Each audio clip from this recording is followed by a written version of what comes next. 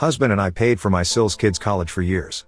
But the boys turned spoiled and entitled, while calling me a SLT, and got caught selling something they shouldn't have. This is going to be a long one, but I promise it's worth the read. I've been stewing over this for weeks, and I need some outside perspective. There's a lot to unpack here.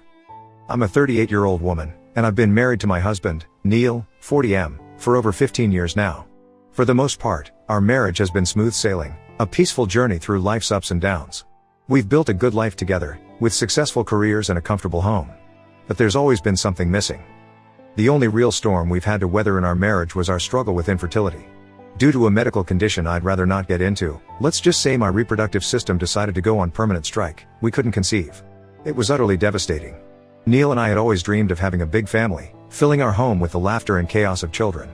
We'd spend hours talking about how we'd decorate the nursery, debating baby names, and imagining family vacations with our future kids. When we first got the news, it felt like the floor had dropped out from under us. We went through all the stages of grief, denial, anger, bargaining, depression, and finally, a reluctant acceptance. But we weren't ready to give up without a fight. We tried everything, and I mean everything. Fertility treatments that turned me into a hormonal mess. Neil deserves a medal for putting up with me during that time. Alternative therapies that had me drinking weird teas and standing on my head, don't ask. We even looked into experimental treatments, but the risks outweighed the potential benefits. Month after month, we'd get our hopes up, only to have them dashed. Each negative pregnancy test felt like a personal failure. I know it's not rational, but I couldn't help feeling like less of a woman, like my body was betraying me. After years of heartbreak and thousands of dollars down the drain, we had to face facts. We weren't going to have biological children. It was time to consider other options. Adoption seemed like the natural next step. We still had so much love to give, and there are so many children out there who need homes. We threw ourselves into researching the process, attending information sessions, and talking to other adoptive parents. But let me tell you, the adoption process in our state is, well, let's just say it's a bureaucratic nightmare that would make Kafka weep. We looked into it, but between the mountain of paperwork, the endless waiting lists, and the uncertainty, we just couldn't see it working out. Plus, both Neil and I have pretty demanding careers. I'm a corporate lawyer, and Neil's a software engineer at a startup. We're talking long hours, high stress, and not a lot of flexibility. We didn't want to adopt a child only to be absent parents, shuttling them between daycare and after-school programs while we worked 60-hour weeks. The more we thought about it, the more we realized that maybe, just maybe, the universe was trying to tell us something. Maybe we weren't meant to be parents in the traditional sense. It was a tough pill to swallow, but we made the difficult decision to remain childless. Instead, we decided to channel our parental instincts into helping needy children in our community. We figured if we couldn't have kids of our own, we could at least make a difference in the lives of other children who needed support. Now, here's where things get complicated. Neil's sister, let's call her Fiona, got divorced when her kids were young. Her ex-husband was a real piece of work, abusive, alcoholic, the whole 9 yards. Think of every bad Lifetime movie husband rolled into one, and you've got Fiona's ex. The divorce was messy, to put it mildly. Fiona was left struggling to make ends meet, trying to rebuild her life while taking care of 3 young kids. The child support she receives is barely enough to keep the lights on, let alone cover all the expenses that come with raising 3 growing children. Fiona works 2 jobs, she's a teacher by day and waitresses at night, but it's still a struggle. That's why Neil and I decided to step in and help fund her kids' education. We figured it was a way to make a real difference in their lives, to give them opportunities they might not otherwise have. Plus, it felt good to be able to help family. Little did we know what we were getting ourselves into. Fiona's kids are 1. Monica, 23F, the oldest and, honestly, the only one who hasn't made me question our decision to help. 2. Joel, 20M, the middle child and the start of our problems. 3. Justin, 17M, the youngest and, as you'll see, the one who really pushed me over the edge. Let me tell you about Monica first, because she's the bright spot in this whole mess. This girl is an absolute rock star. From the moment we started helping with her education, she took full advantage of every opportunity that came her way. Monica was always a good student, but with the pressure of financial worries off her shoulders, she really flourished. She graduated high school as valedictorian, snagged a full ride to a top university, and absolutely crushed it in college. We're talking Dean's List every semester, internships at prestigious companies, the whole 9 yards. Now, at 23, she's landed a job at a top multinational company and is absolutely killing it in her career. Every time I think about her, I can't help but feel a sense of pride. She's smart, hardworking, and most importantly, grateful for the opportunities she's been given. Monica never forgot the help we provided. She still calls us regularly, not to ask for money, but to update us on her life and thank us for our support.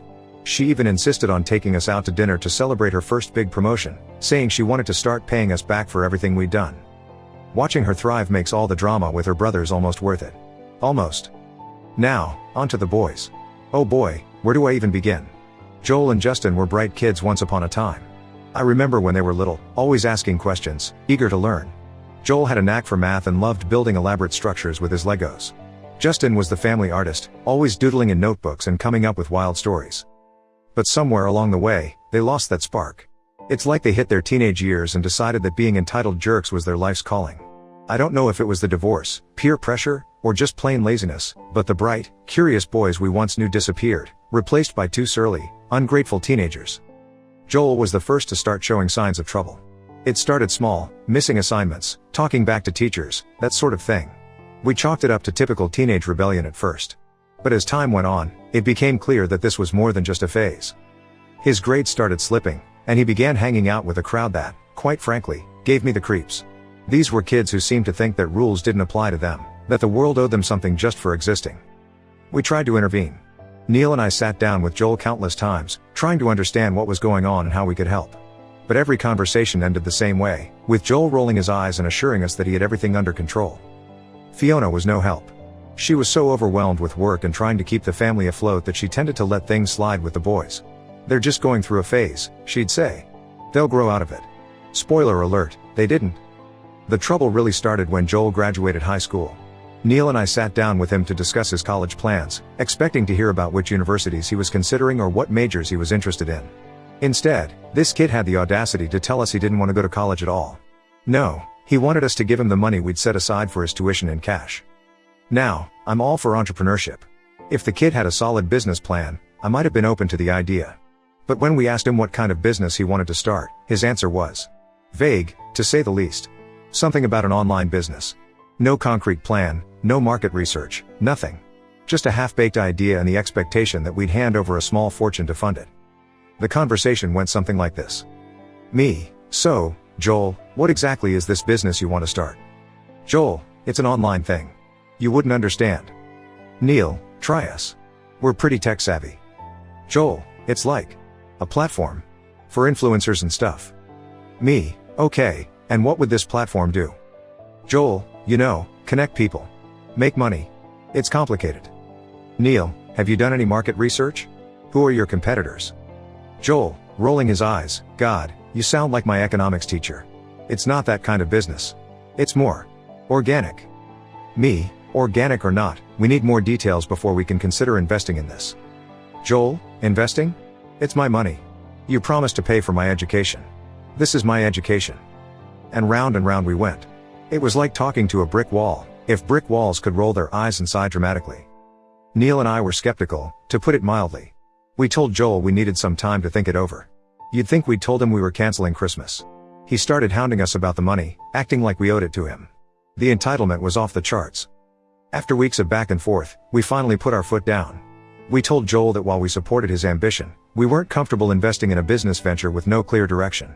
You'd think we'd just told him we were going to sacrifice his firstborn child. The tantrum this 20-year-old man threw was something to behold. He didn't confront us directly, oh no, that would require actual courage. Instead, he went crying to his mother and grandmother, spinning some story about how we were crushing his dreams and going back on our word. His argument? That the money we'd set aside for his education was his money, and he should be able to do whatever he wanted with it. I'm sorry, but since when does a gift come with the stipulation that the giver has no say in how it's used? Last time I checked, that's not how generosity works. Fiona and my mother-in-law tried to guilt us into changing our minds. They accused us of faltering in our commitment to support Fiona's children. Because apparently, in their world, supporting someone's education means blindly handing over cash for any harebrained scheme they come up with. My mother-in-law, bless her heart, has always had a bit of a blind spot when it comes to her grandchildren. In her eyes, Joel and Justin can do no wrong. She's the type who would watch them set fire to her house and then compliment them on their matchstick skills. The guilt-tripping reached epic proportions. There were tearful phone calls, lengthy emails detailing how we were destroying the family, and even a PowerPoint presentation, I kid you not, on why we should invest in Joel's future. It was exhausting. Neil, bless him, stood firm. He made it clear that while we'd be happy to cheer Joel on from the sidelines, we wouldn't be bankrolling his vague business dreams. We also reassured him that the offer to pay for his college tuition still stood, should he ever decide to pursue higher education. You'd think that would be the end of it, right? Oh, how naive I was. I later found out that my mother-in-law, in her infinite wisdom, decided to sell off family heirlooms to fund Joel's business. We're talking antique jewelry, vintage furniture, even a painting that had been in the family for generations. All sold off to fund a business that existed only in Joel's imagination. Spoiler alert, whatever business he started, if he even did start one, never saw the light of day. The money vanished faster than you can say terrible investment, and Joel was back to mooching off his mother within months. I try not to feel smug about being right, but sometimes it's hard. After that whole debacle, things were tense. Joel gave us the cold shoulder, which, honestly, was a bit of a relief. Family gatherings became awkward affairs, with Joel sulking in corners and shooting us dirty looks. It was like dealing with a moody teenager, except this teenager was old enough to legally drink. But then spring rolled around, and suddenly he was back, all apologies and wanting to go to college after all. I suspect the reality of trying to make it on his own finally sank in. Or maybe he just ran out of his grandmother's money. Either way, he was suddenly very interested in higher education. Against my better judgment, we agreed to give him another chance. We paid for his tuition, hoping that maybe, just maybe, he'd grown up a little. Silly me. From the moment he started college, Joel's attitude towards us changed. Gone was the chatty, friendly kid we once knew. In his place was this sullen, barely civil young man who acted like we'd personally offended him by checks notes paying for his education. The audacity of us, right? Every interaction became a chore. If we asked about his classes, we'd get grunts or one-word answers. If we tried to show interest in his life, he'd accuse us of prying. Heaven forbid we ask about his grades, you'd think we were asking him to divulge state secrets. It was clear that in Joel's mind, we were no longer family, we were just ATMs with legs, there to dispense money but not to have any say in his life. The warm, loving relationship we'd once had with him was gone, replaced by cold formality and barely concealed resentment. Now, let me tell you about Justin. If Joel is a handful, Justin is a whole suitcase of trouble. While Joel at least pretends to be civil, most of the time, Justin doesn't even bother with the pretense. He's rude, he's entitled, and he seems to take a perverse pleasure in pushing people's buttons. Growing up, Justin was always the wild child. Where Joel was sneaky about his misbehavior, Justin was openly defiant. He'd talk back to teachers, start fights at school, and generally act like rules were suggestions that applied to everyone but him. Fiona's approach to parenting Justin can best be described as permissive. She'd make excuses for his behavior, saying he was sensitive or misunderstood. Meanwhile, the rest of us were left to deal with the fallout from his actions. A few months ago, it was Justin's 17th birthday. Fiona invited us over for dinner, and against my better judgment, we went. I should have known better, but I still held out hope that maybe, just maybe, Justin had matured a bit. The evening was awkward, to say the least. Joel was there, giving us his usual cold shoulder routine. Fiona was fluttering around, trying to pretend everything was normal. And Justin? Justin was holding court, basking in the attention like a smug little prince. But then Justin decided to take center stage in the most appalling way possible. Out of nowhere, this kid, this 17-year-old boy who we've been helping support for years, looks at me and says, "How could Neil find you attractive when you're mid and ugly?" I felt like I'd been slapped. The room went silent for a moment, and then, to my horror, people started laughing. Fiona, my mother-in-law, even Joel, they all thought this was hilarious. Only Neil seemed to realize how utterly inappropriate and hurtful this comment was. Before I could even process what had happened, Justin doubled down. "It's hard to believe how anyone could find you attractive," he added, like he was delivering the punchline to a particularly clever joke. I've never been one to base my self-worth on my appearance, but hearing those words come out of the mouth of a kid I'd helped raise, in front of my entire family, was like a punch to the gut. Neil, God bless him, lost it. His face turned a shade of red I've never seen before, and for a second, I thought he might actually throw Justin out of the house. He demanded Justin apologize immediately. But instead of backing down or showing any remorse, this kid had the nerve to defend himself. He claimed it was just a passing thought and he was trying to lighten the mood. Because nothing says happy birthday like insulting your aunt's appearance, right? It was just a joke, Justin said, rolling his eyes. Why are you guys so sensitive? Can't you take a little teasing? The worst part? When Neil looked to Fiona to intervene, to discipline her son for this blatant disrespect, she shrugged it off. People can have opinions, she said, as if her son had commented on the weather and not hurled insults at a family member. I could see the conflict on Fiona's face. She knew Justin had crossed a line. But she's always been terrible at confrontation, especially with her kids. It's like she's afraid that if she puts her foot down, they'll stop loving her. So instead, she lets them run wild, consequences be damned. That was it for Neil. He stood up, and said in a voice that could freeze lava, "We're leaving. And we won't be having any further conversation until you all apologize for this disgusting behavior." As we were walking out, I could see Justin and Joel exchanging looks and grinning, clearly enjoying the drama they'd caused. It took every ounce of self-control I had not to lose it right then and there. Instead, I walked out, determined not to let them see how much they'd gotten to me. But inside, I was a mess. Years of insecurities that I thought I'd long since buried came rushing back. That night, I cried myself to sleep, feeling betrayed by the very family we tried so hard to help. For a week after the birthday disaster, we didn't hear a peep from Fiona or the boys. No calls, no texts, not even a measly email. It was like they were hoping if they ignored the situation long enough, it would just go away. Then, exactly 7 days after the incident, I came home to find Fiona and my mother-in-law arguing with Neil in our living room. They were there to apologize, but it was clear from the moment I walked in that they were more concerned about keeping the money flowing than actually addressing Justin's behavior. Fiona started in with the excuses as soon as she saw me. "He's just a kid," she said, as if 17 was too young to understand basic human decency. "You know how boys are at that age. They say things without thinking." My mother-in-law chimed in, "He didn't mean any harm by it. It was just a joke that didn't land well." I stood there, stunned by their ability to minimize what had happened. It was like they were talking about a toddler who'd said something embarrassing in public, not a nearly grown man who deliberately insulted me in front of the entire family. Fiona claimed they'd scolded Justin after we left and that he felt guilty. But funny enough, Justin himself was nowhere to be seen. Apparently, he was too guilty to face me and apologize in person. How convenient. "He wanted to come," Fiona said, not meeting my eyes, "but he had a thing with friends. But he feels terrible, really." The excuses they made for him were laughable. "He's just a raging teenager. He doesn't know his boundaries. It was just misplaced humor." I'm sorry, but since when is being a teenager a free pass to be a complete jerk? And if he doesn't know his boundaries at 17, then someone has seriously dropped the ball on parenting. I could feel my blood pressure rising with each pathetic excuse. "So," I said, "let me get this straight. Justin feels so terrible about what he did that he couldn't be bothered to come here and apologize in person? And you think that's okay?" Fiona at least had the decency to look embarrassed. He's working on expressing his emotions better," she mumbled. Expressing his emotions? I couldn't help but laugh. "He expressed them pretty clearly at the party, didn't he?" My mother-in-law jumped in, clearly trying to smooth things over. "What's done is done," she said, patting my arm in a way that made me want to scream. "Let's just put this behind us and move forward as a family." I looked at Neil, hoping he'd back me up. He nodded slightly. I knew he was as angry as I was, but he was trying to keep the peace.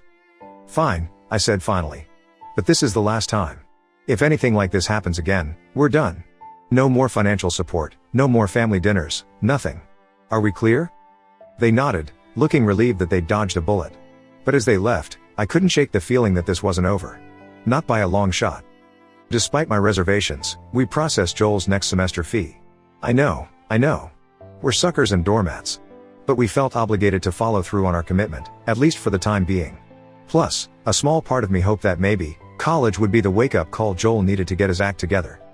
For a while, things seemed to calm down. Joel was busy with his classes, Justin was. Well, who knows what Justin was doing, but at least he wasn't insulting me to my face. We settled into an uneasy peace, like a Cold War but with more passive-aggressive Facebook posts. I tried to take an interest in Joel's studies, asking about his classes and how he was adjusting to college life. His responses were still cool and distant, but at least he was talking to us. It wasn't much, but it was something. Then came the midterm grades. Neil and I had made it clear that our financial support was contingent on Joel maintaining a certain GPA. It wasn't an unreasonable expectation. We weren't demanding straight A's, just proof that he was taking his education seriously. When we asked Joel about his grades, he hemmed and hawed, making excuses about tough professors and unclear expectations. Finally, after much prodding, he admitted that he was failing 2 classes and barely scraping by in the others. I was furious. Not just at the grades, but at the casual way he dismissed our concerns. It was like he expected us to just keep forking over money, no questions asked. "What happened?" I asked. "You were doing so well in high school." Joel shrugged. "College is different. It's harder." "Did you try getting tutoring? Or talking to your professors?" Neil asked. Another shrug. "Didn't think it was necessary." We spent the next hour going back and forth, trying to understand what had gone wrong and how we could fix it. But it was like talking to a wall. Joel had an excuse for everything and a solution for nothing. Finally, Neil said, "Look, we're not trying to punish you. We want you to succeed. But we need to see some effort on your part. If you're struggling, ask for help. Use the resources available to you. But if you're not willing to put in the work, we can't keep throwing money at this." Joel said, "So you're threatening to cut me off?" "Real nice. I guess your support comes with strings attached, huh? I couldn't believe what I was hearing. Strings attached? You mean like expecting you to actually attend your classes and do your work? How unreasonable of us. The conversation devolved from there. Joel stormed out, slamming the door behind him. Neil and I were left sitting in stunned silence, wondering how things had gone so wrong. Fast forward to last week. We were at Neil's grandfather's 75th birthday celebration. Everyone was there, Fiona, the boys, the whole family. I wore a dress with a deep v-neck because, hey, I'm 39, not dead, and I'll wear what I damn well please. From the moment we arrived, I could feel Joel and Justin's eyes on me. And not in a oh, aunt, op, is here way, but in a way that made my skin crawl. These boys, barely men, were openly ogling me. Their own aunt. I tried to ignore it, to enjoy the party, but their behavior was impossible to overlook. It came to a head when I was giving a toast to Neil's grandfather. As I finished speaking, I noticed Joel and Justin smirking at each other, clearly amused by something. And that something, I'm certain, was me. Later, as I was walking past them, I overheard them muttering something and grinning while staring directly at me. It was like being back in high school, dealing with immature boys who'd never been taught to respect women. Except these weren't strangers, these were boys I'd helped raise, boys whose education I was funding. I'd had enough. I confronted them on the spot, asking what was so funny. They froze, caught off guard by my directness. Joel tried to play it off, claiming they were just chilling and their amusement had nothing to do with me. I warned them to watch their behavior and turned to leave. That's when I heard it. As I walked away, Joel muttered, "What a slut," followed by their laughter. I whipped around, and suddenly they were all apologies and denials. Justin started babbling about seeing something on a phone, while Joel tried to gaslight me, suggesting I'd misheard due to the music. I lost it. I was ready to slap some sense into them when Neil intervened.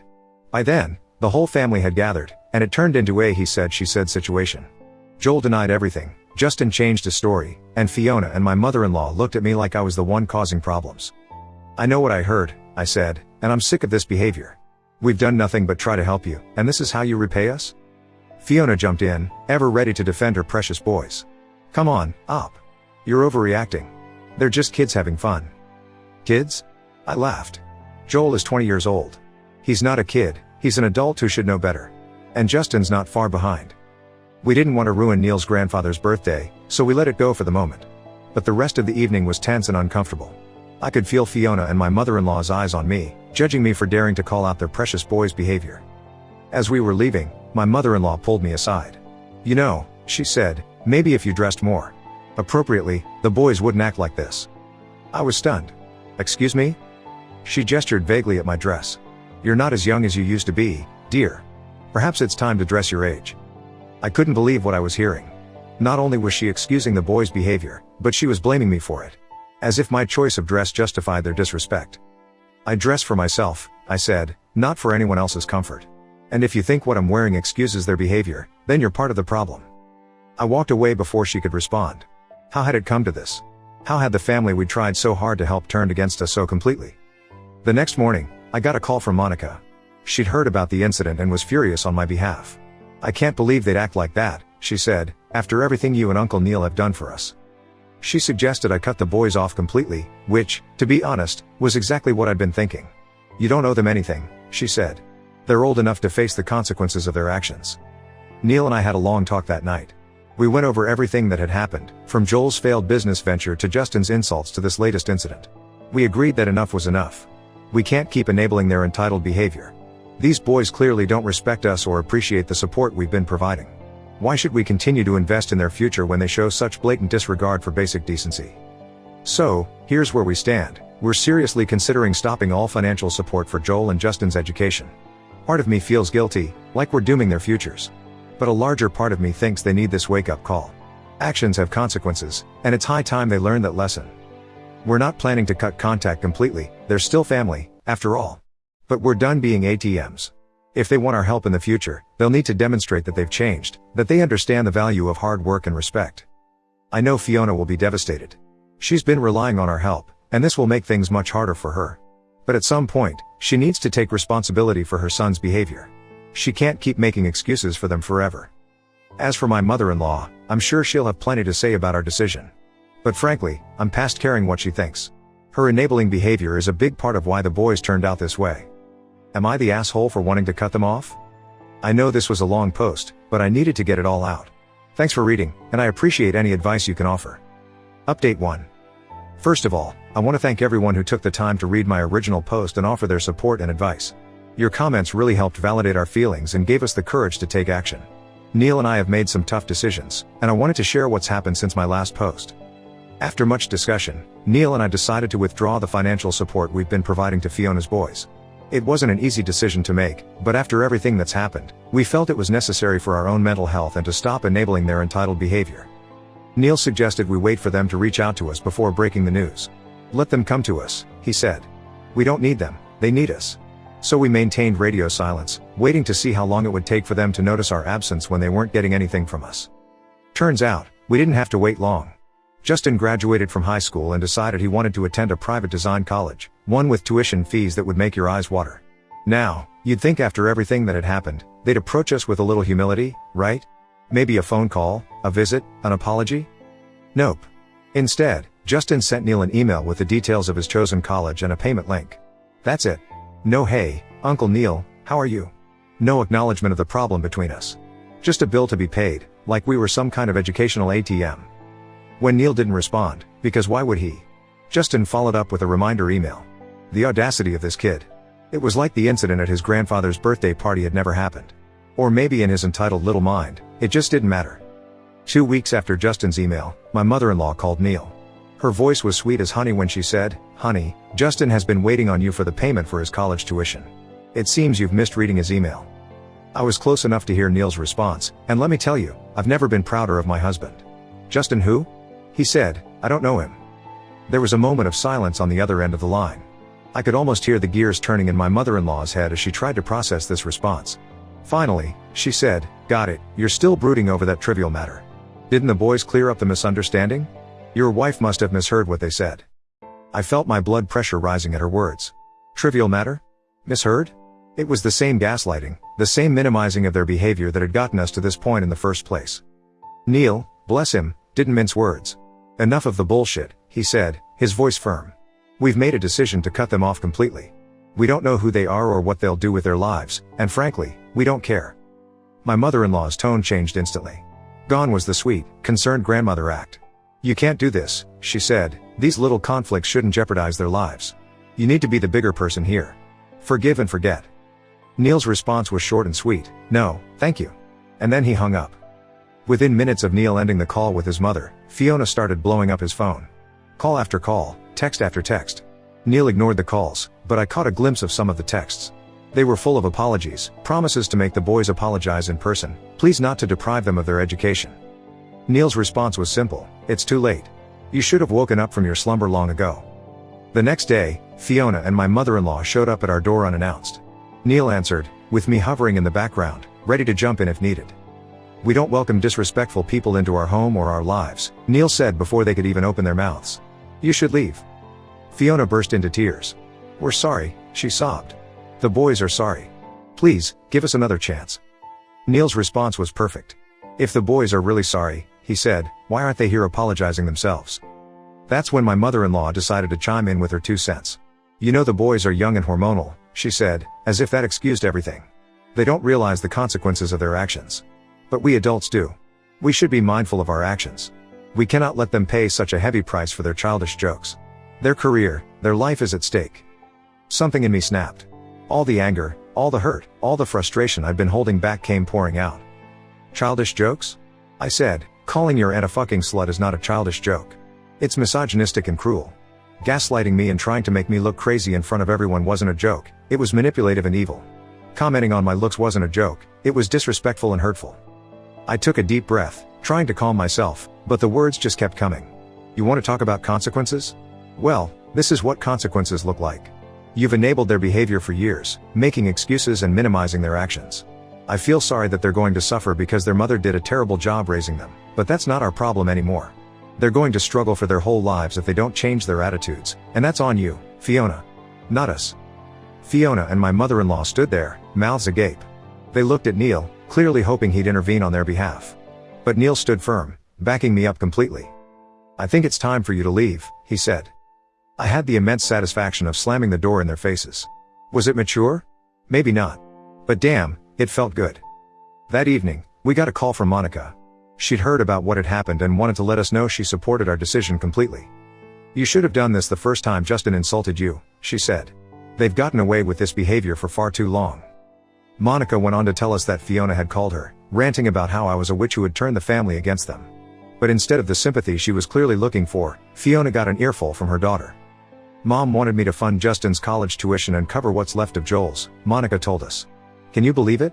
I told her she needs to stop babying the boys and hold them accountable for once in their lives." Apparently, Fiona didn't take this well.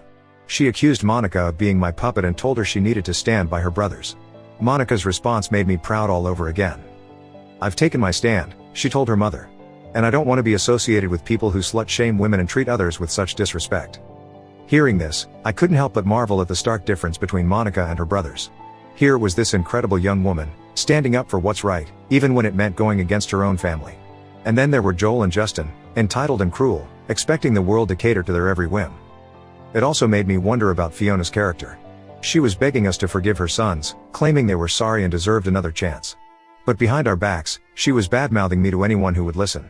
And now she was trying to pressure her daughter, who had only just started her career, into taking on the financial burden of her brother's education.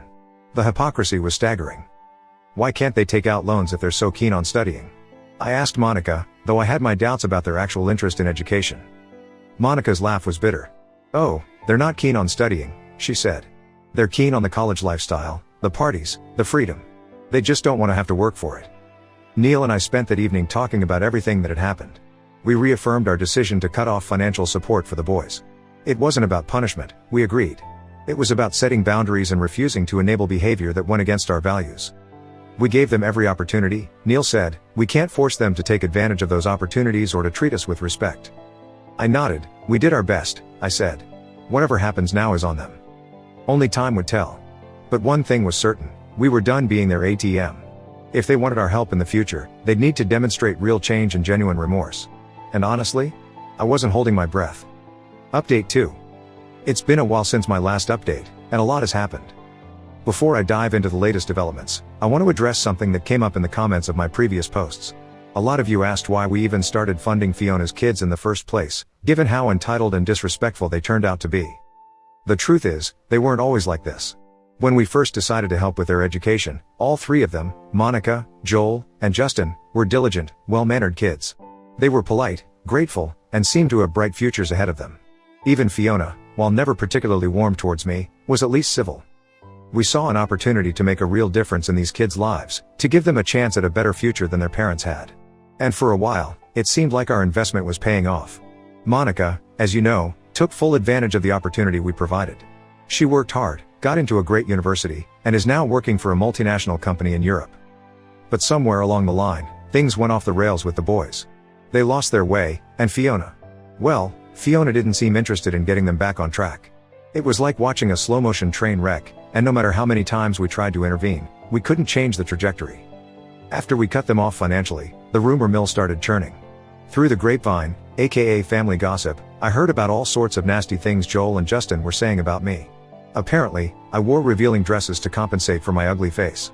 I was mean and useless. I had manipulated Neil into cutting off his own family. Each new rumor was like a knife to the heart. These were kids I had helped raise, kids I had loved like my own. And now they were spreading vicious lies about me because we'd finally put our foot down and said no more. Fiona, unsurprisingly, was the conductor of this rumor orchestra. I guess when your piggy bank gets ripped away, lashing out is easier than self-reflection. As much as their words hurt, I tried to take it all with a grain of salt. We had made the right decision, and no amount of childish name-calling was going to change that. About 3 or 4 months after we cut ties, Neil got a call from his mother. Her voice was panicked, hysterical even. Joel and Justin had been detained by the police. Something about being involved in illegal drug activities. My heart sank as I listened to Neil's side of the conversation. Joel had been arrested outright, while Justin was in safe custody for further investigation. My mother-in-law was begging Neil to bail them out, to save their lives. I could see the conflict on Neil's face.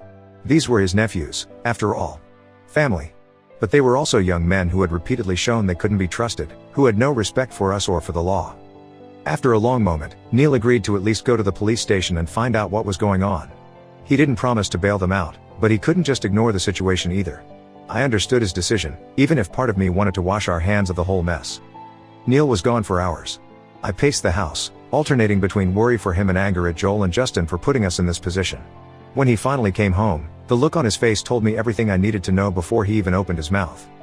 "It's bad," he said, collapsing onto the couch. "Really bad." According to Neil, when he arrived at the police station, Fiona and his mother were already there.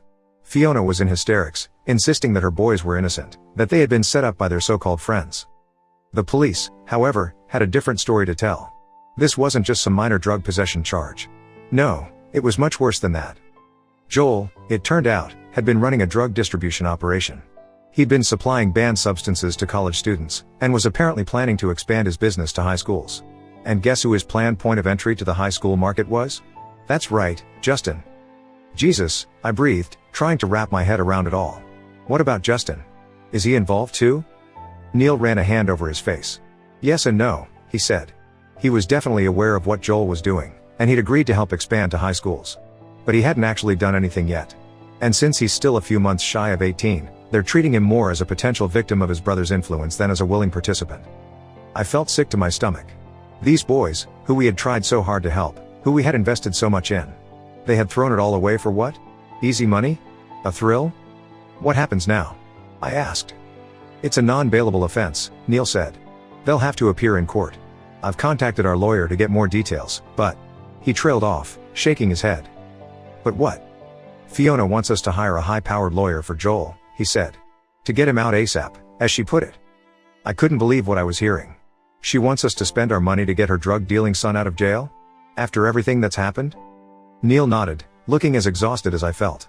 I told her no, he said. I said we'd let the court-appointed attorney handle it. I'm not burning our money on this, not when Joel knowingly broke the law.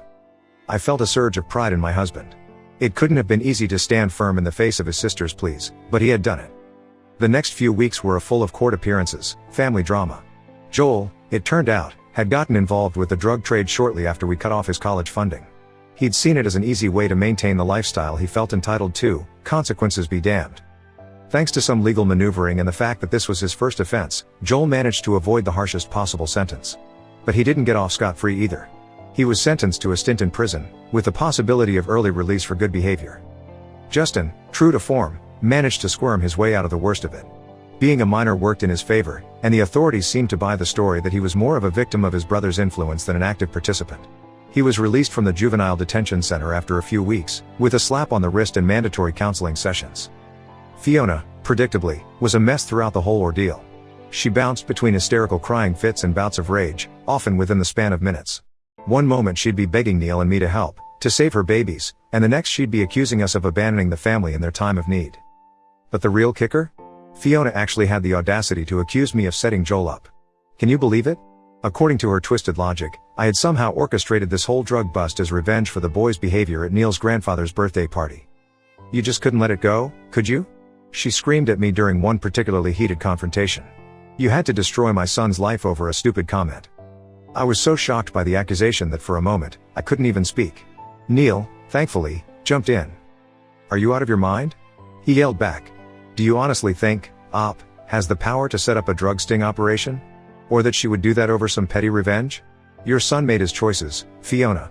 It's time for him to face the consequences. The sad part was, some people actually seemed to believe Fiona's ridiculous story. I overheard whispers at family gatherings, caught sideways glances from distant relatives. It was like I'd become the villain in their narrative, the wicked aunt who destroyed her nephews' lives out of spite. I tried not to let it get to me, but I'd be lying if I said it didn't hurt.